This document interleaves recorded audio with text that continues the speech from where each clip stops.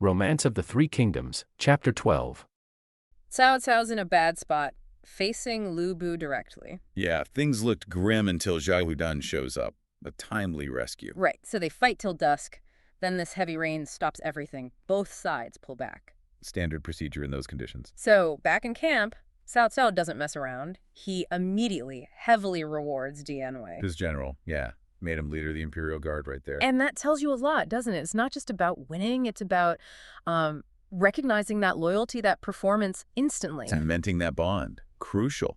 But while Cao Cao's doing that, regrouping, Lu Bu isn't sitting still. No, his strategist, Chen Gong, he comes up with this incredibly devious plan. Oh yeah, really cunning. He suggests using a local guy, Tian Shi, inside Puyang City. A wealthy local. Set him up as a fake informant. Exactly. Get Tian Shi to send a secret letter to Cao Cao. The letter claims, Lu Bu's a tyrant, everyone hates him. And crucially, it says Lu Bu has moved his main army away to Liang. Right. Leaving Puyang supposedly vulnerable with only Gao Shun inside. Total fabrication, of course. And the kicker. Tianchi offers to help Cao Cao from the inside, suggests a night attack. It's devastatingly simple, but effective. Lure Cao Cao in, then slam the door shut. Slam the door, set all four gates on fire, ambushes from everywhere. This wasn't about just winning a fight. This was an assassination attempt, basically. Take Cao Cao off the board for good. Okay, so Cao Cao, he's just had the setback. He's feeling a bit unsure. Right, a moment of vulnerability. And then Qianqi's messenger arrives with this letter. Perfect timing for the plotters. Absolutely. The letter promises Puyang is empty. Look for the white flag with the character Yi, meaning righteousness, on the wall. That's the signal. And Cao Cao buys it. Hook, line, and sinker. He's apparently overjoyed, shouting, "Heaven helps me get Puyang." Rewards the messenger big time, ready to go. Ah, but here's where it gets interesting. A voice of caution. Yes, his advisor, Lu Ye. He steps in. He knows Chen Gong is smart, maybe too smart. Smells a rat. Fears a trap. So what does he advise? He tells Cao Cao, look, don't commit everything. Divide the army. 3 teams. Right. 2 stay outside for support, just in case. Only send 1 team in. Smart. And Cao actually listens. He does. Wisely, he takes the advice. Yeah. Think about what could have happened if he just charged in with everyone. Catastrophe. That moment of listening, despite his own eagerness, that's huge, isn't it? Even the best leaders need that check. Definitely a key moment. So, Cao Cao gets to Puyang, sees the white Yi flag on the west gate. Confirmation, he thinks. Yep. Then, midday, the gates open. Outride Hao Cheng and Gao Shun, ready to fight. Part of the show. Exactly. Cao Cao sends Dianwei to fight Hao Cheng. Hao Cheng pretends to lose, flees back inside. Gao Shun follows. Drawing them in, nice and easy. Just like planned. Then another layer. A soldier slips through Cao Cao's lines. Another messenger from Tian Shi, supposedly. With a second secret letter. Wow, they're really selling this. Oh yeah. This one gives the timing. Tonight, first watch around 9 p.m. back then. A drum roll on the wall is the signal. Tian Shi opens the gate. And Cao Cao, despite Lu Ye's warning, he decides to lead the charge himself. He does. Ever the bold one. Takes Xiahou Yuan, Li Dian, Yu Jin, Dianwei with him. Didn't Li Dian try to talk him out of it? Suggest maybe stay outside? He did. But Cao Cao hits him with that famous line, "If I don't go myself, who will dare to go forward?" Classic Cao Cao. Confidence bordering on, well, almost recklessness, given the warning. It's that drive, that ambition. Even knowing the risk, he puts himself front and center. So first watch starts. No moon yet. Pitch dark. Okay. The moment arrives. Suddenly, trumpet blasts from the west gate, shouts. Torches flare up all along the walls. The gate swings open, drawbridge drops. And Cao Cao, leading the way, spurs his horse and gallops straight into the city. No hesitation. He rides right for the main administrative building, finds the streets totally empty. Eerily quiet. And that's when it hits him. That cold dread. Cao Cao knew it was a trick. Boom. Cannon blast echoes. Yeah. And then, just fire. Yeah. Everywhere. All 4 gates erupt in flames. Oh, man. Drums pounding, shouts like a tidal wave. And then the attackers appear. Zhang Liao from the east, Zhang Ba from the west. Attacking from both sides. He tries to go north. Blocked. Hao Meng and Cao Sheng are there. Tries south. Blocked again. Gao Shen and Hu Cheng, the ones who pretended to flee earlier, he's completely boxed in. Utter chaos. Flames rising. Enemy pouring in from all sides. It looks like the end for Cao Cao. But Dianwei, his bodyguard. Dianwei goes berserk. Just fights like a demon. Forces Gao Shun and Hu Cheng back outside the city walls momentarily. Buys some space. He reaches the drawbridge. but Cao Cao isn't there. Right. Yeah. So what does Diane Wei do? He turns back into the inferno. Unbelievable. Runs into Li Dan, also searching. Diane Wei tells Li Dan, go get help from outside, while he himself plunges back into the fire and smoke. Searching desperately. He even bumps into Yu Jin, another general. He hasn't found Cao Cao either. They try to go back in together, but these fire cannons, like projectiles, maybe flaming arrows or pots, drive Yu Jin back. But not Diane Wei. Nope. Diane Wei just charges through the smoke, through the fire, alone, still searching for his lord. The loyalty is just staggering. Meanwhile, Cao Cao, he couldn't get out the south gate, turns back north. And runs smack into Lu Bu himself, face to face in the firelight. Lu Bu with his halberd ready. This has to be it, cornered by the main man himself. But Cao Cao, pure instinct, sheer panic maybe. Yeah. Covers his face with his sleeve, spurs his horse, tries to just bolt past. Does Lu Bu strike? He does. Swings that halberd, hits Cao Cao's helmet, doesn't kill him, but gets his attention.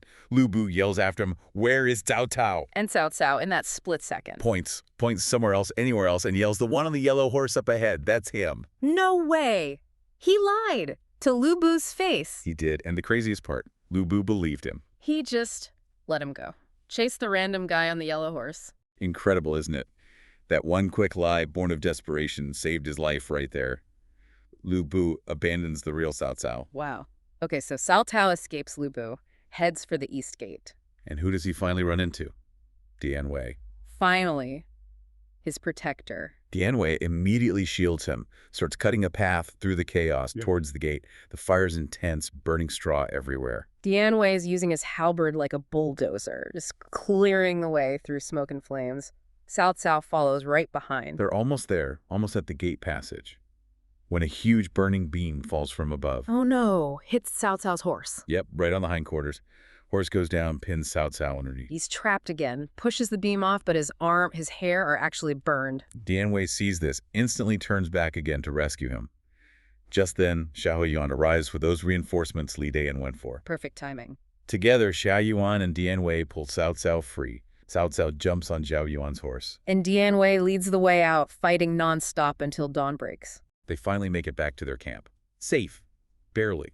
You have to wonder what Lu Bu thought later, realizing he chased a decoy because of a shout. Oh, absolutely. The frustration must have been immense. So, back at camp, generals are bowing, relieved he's alive. He's injured, burned, just survived this insane inferno and ambush. What does he do? He looks up and laughs. Right, laughs.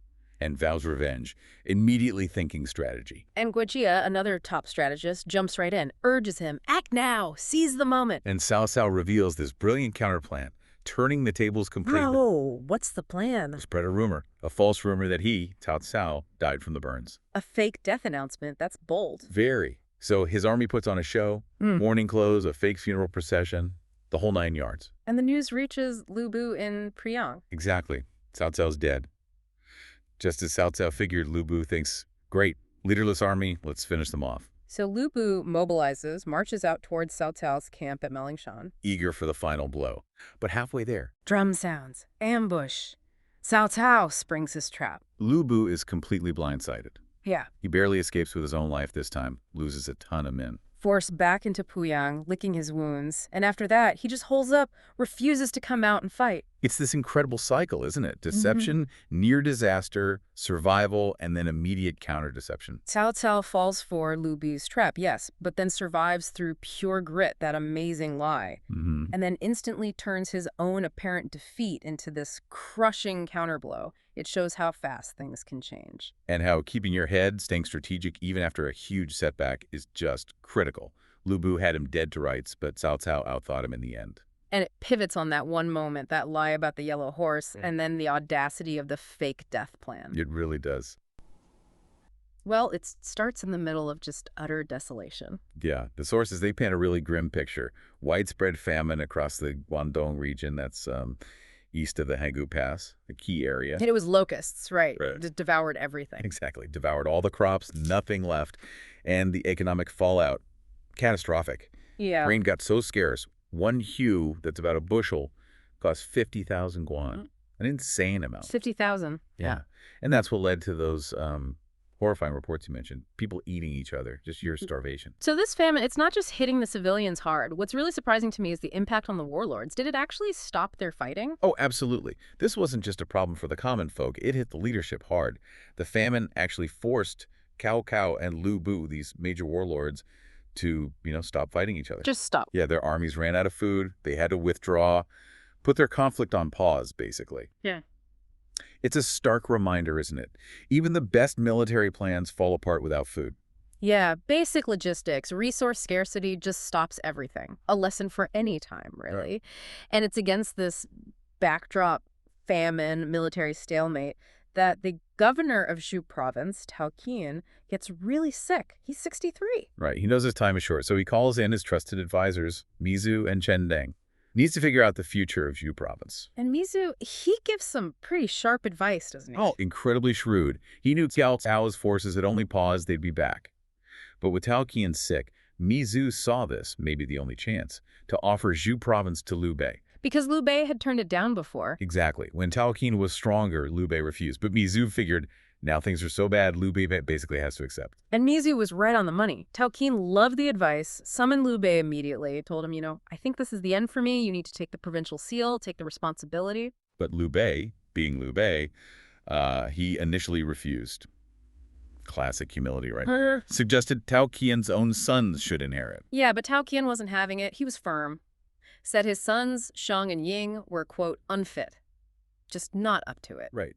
He basically begged Liu Bei, pity the Han Dynasty's city, take charge. Even recommended Sun Qian as a good aide for him. It's such a dramatic scene. He points to his heart and then just dies. Right there. After pretty much disinheriting his kids to plead with Liu Bei. It says so much, doesn't it? Yeah. About how bad things were in Zhu province, but also how much Tao Qian must have respected Liu Bei's character, his capability. Totally. And after the mourning, the soldiers, they immediately offer the seal to Liu Bei, but he still tries to refuse. He really, really didn't want the job. But the pressure just kept mounting. The next day, the actual people of Zhu province gather. They're crying, begging Liu Bei to accept, saying they cannot live in peace otherwise. Wow. Yeah, and even his own sworn brothers, Guan Yu and Zhang Fei, they keep urging him, like, come on, you got to do this. The pressure was immense. So finally, after all that, Liu Bei caves. He agrees to temporarily lead Zhu province. He appoints Sun Tian and Mizu as assistants, Chen Deng as staff officer. Gets things organized, moves his troops from Xiaopei into the main city, puts out proclamations to calm everyone down. And he arranges this huge funeral for Tao Qian. Very respectful. All the soldiers wore mourning clothes, big memorial service. Tao Qian gets buried by the Yellow River. And Liu Bei even sends Tao Qian's last official report to the imperial court. So yeah, he's now the leader, even if he didn't want to be. Reluctantly in charge. So Liu Bei is in Zhu province. But far away in Huancheng, the news reaches Cao Cao. Tao Qian dead, Liu Bei in charge. And Cao Cao, well, he does not take it well. No, he absolutely explodes. He sees this as deeply personal, right? Definitely. He felt his revenge for his father's death. He blamed Tao Qian for that was just stolen from him. His reaction was intense. He declared he'd first kill Liu Bei, then mutilate Tao Qian's corpse. Pretty extreme stuff. Immediately orders his army. Prepare to attack Zhu province. But just as he's about to launch this revenge mission, Sun Yu steps in, one of his best strategists. And this intervention is absolutely crucial. Yeah, Sun Yu challenges Cao Cao's, emotional reaction with some cold, hard strategy. What was Sun Yu's main point? It's fascinating, actually. His core argument was all about stability. He reminded Cao Cao of history. Gaozu securing Guanzhong, Guangwu holding Henei. You need to deeply root and firmly establish your home base first if you want to control everything else. Makes sense. He basically said, Yanzu, where Cao Cao was, that's your foundation. You can't just abandon your bedrock for revenge, basically. And he laid out the risks pretty clearly, too, right? Oh, yeah. He said, look, if you go invade Zhu province, if you take too many troops, Lu Bu might grab Yanzu while you're gone. But if you don't take enough troops, you can't hold Zhu province anyway. So either way, you lose Yanzu. Exactly. Lose your base entirely. He used this great analogy. Attacking Zhu province is abandoning the big for the small, leaving the root for the branch, exchanging safety for danger. Powerful stuff. And he added practical points, too. The people in Zhu province, they've already accepted Liu Bei. They'll fight hard for him. Plus, remember the famine. The army doesn't have supplies for a long siege. It really shows Cao Cao's own kind of genius, doesn't it? Not just his ambition, but his ability to actually listen to that advice, to override his anger with logic. Absolutely. Yeah. That's real leadership, being able to listen even when it contradicts what you desperately want to do. Humility in action. Yeah, it must have been tough, though, giving up on that revenge he wanted so badly. Had to be. But Xun Yu didn't just point out the problems. He gave him a better option, a smarter way forward. Right, the alternative strategy. What was it? Instead of Zhou province, he said, go east. Campaign in Chen territory. Let the army forage, gather supplies in Runan and Yingchuan. Okay. And he pointed out these yellow turban remnants guys named He Yi and Hong Xiao, still causing trouble, raiding the area. Oh, the yellow turbans, leftovers from that huge peasant revolt. Exactly, still pockets of them around. Sun Yu said they have much gold, silk, and grain, and crucially, they're easy to defeat. So defeat them, get supplies for the army. Please the imperial court by clearing out rebels, gain public support.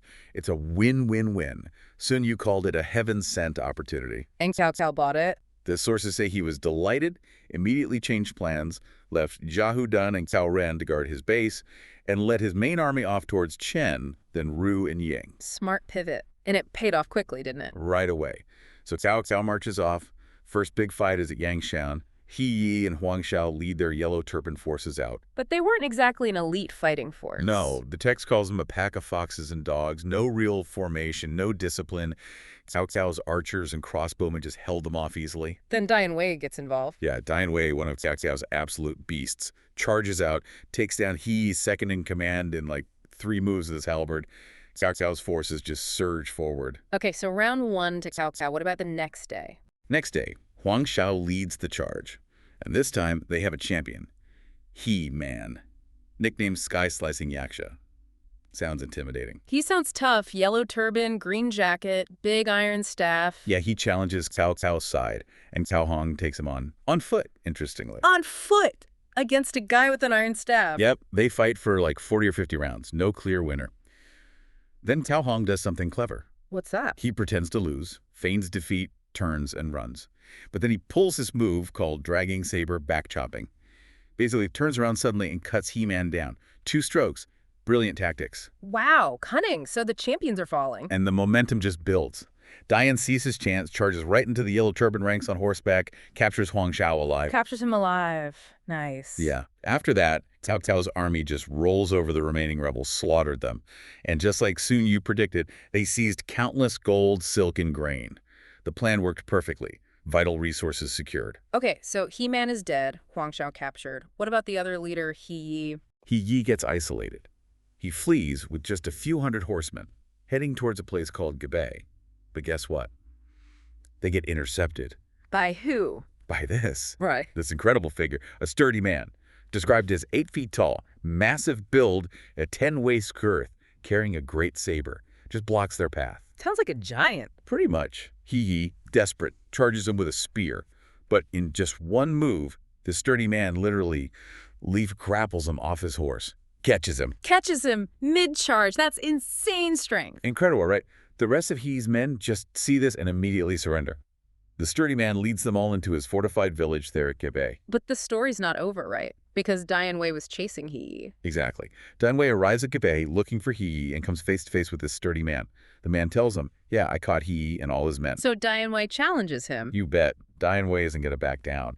And what follows is just epic. A legendary duel. A real clash of titans. Seriously. They fight from dawn all the way to noon. Take a break, their horses are exhausted. Then they get back on fresh horses and fight again, all the way until dusk. All day, and no winner. Nope. Neither could get the upper hand. Just perfectly matched powerhouses. A complete stalemate. So Cao Cao hears about this amazing fight. And he rushes over to see it himself. He's immediately impressed, awestruck by this sturdy man's presence. Calls him awe-inspiring. And Cao Cao, being Cao Cao, instantly starts scheming. He wants this guy on his side. Definitely. So he tells Dian Wei, okay, tomorrow, pretend to lose. Ah, another feigned retreat. Yep. So the next day, Dian Wei fights for about 30 moves, then turns and retreats. The sturdy man, eager for victory, pursues him right into Cao Cao's main lines. Then into a trap. Exactly. Falls straight into a hidden pit trap that Cao Cao's men had dug. They snag him with hooks. Captured. Clever. Brute force meets strategy again. So what happens to the captured giant? What Cao Cao does next is pretty remarkable. He gets down from his command post, tells his soldiers to back off, unties the guy himself, gives him fresh clothes, and invites him to sit down. Wow, that's a lot of respect, showing he values strength and courage. For sure. He wants to recruit him, not just humiliate him. Wow. The sturdy man then tells his story. His name is Xu Chu, courtesy name Zongkang, from Qiaguo. And his backstory is just as amazing as his fighting, isn't it? Oh, yeah. It's wild. He says he gathered hundreds of his clan members, built a fort to protect them from bandits. At one point, he was fighting them off by throwing stones, personally throwing stones, and none missed. The bandits just retreated. Throwing stones like missiles. Apparently. And then there's this other story. They were desperate for grain, had to trade oxen with some bandits. The bandits tried to cheat them. The oxen started running back. Okay. And Xu Chu grabs two of these panicked oxen by their tails and walks backward, dragging them for 100 paces. He walked backward, dragging 2 oxen by the tail. That's the story. The bandits were so terrified they just ran away, left the oxen. Can you imagine seeing that? This giant just casually walking backward with 2 struggling bulls. No wonder they ran. That's pure intimidation through sheer impossible strength. Almost comical. Right. Just raw power.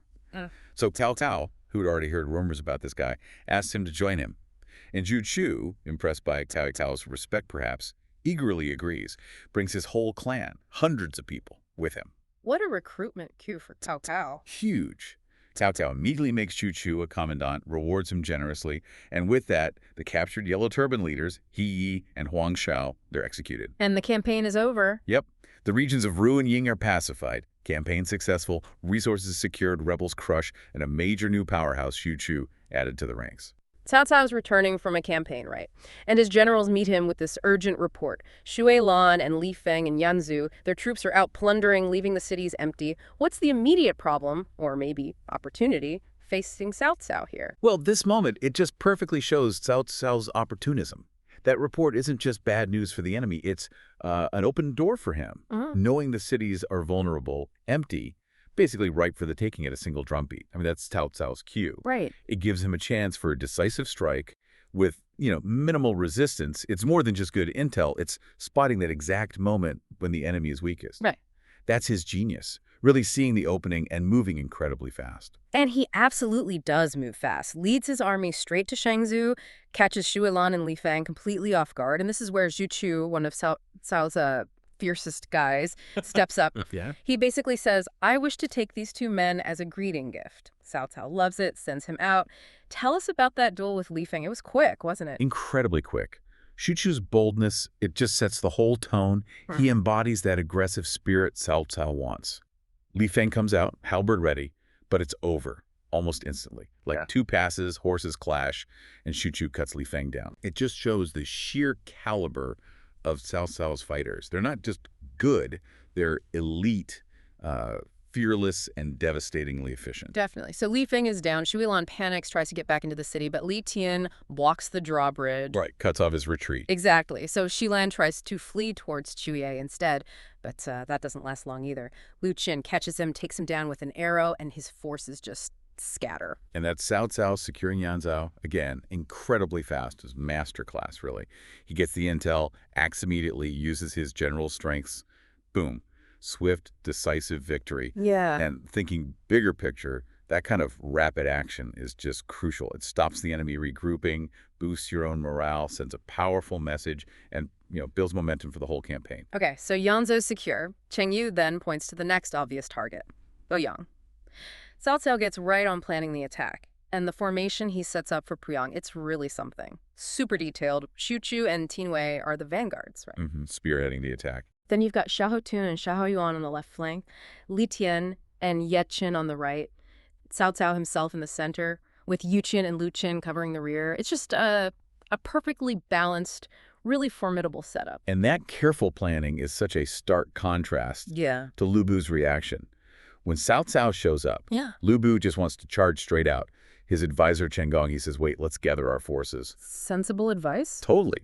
But Lu Bu, he just boasts, who do I fear? Yeah. It's almost textbook Lu Bu.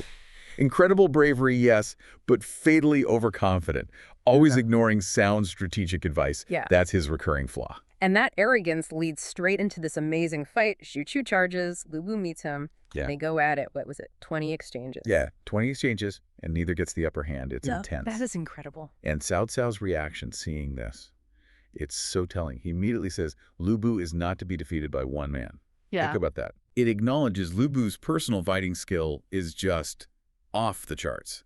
Even for Cao Cao, who prefers strategy, he sees this guy's individual power is so immense it basically breaks normal tactics. Yeah. You need more than one top general.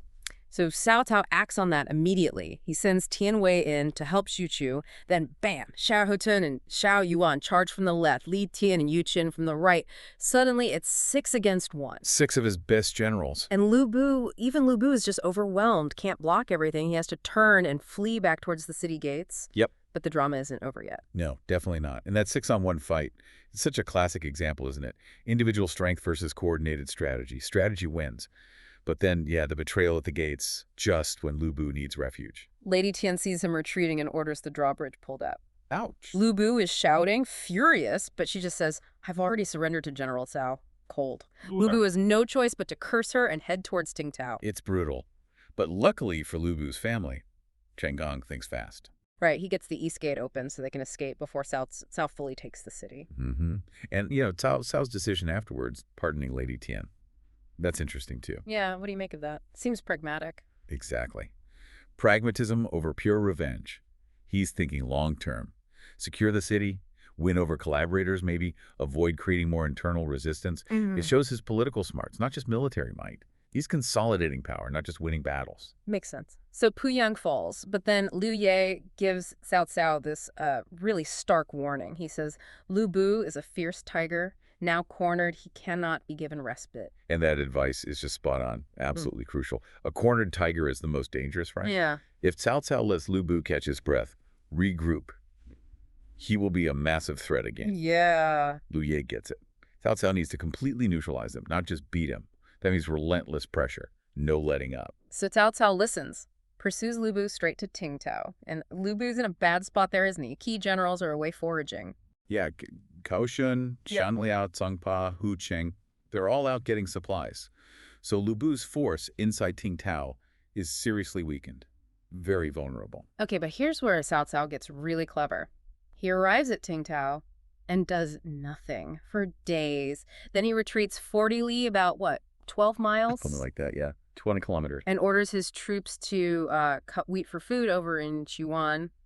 Seems like just logistics, but what's the real game here? This is brilliant. Cao Cao turns a basic need feeding his army into this elaborate bait. He knows Lu Bu is suspicious. He predicts Lu Bu will see the wheat cutting and immediately think, ambush in those woods nearby. Okay.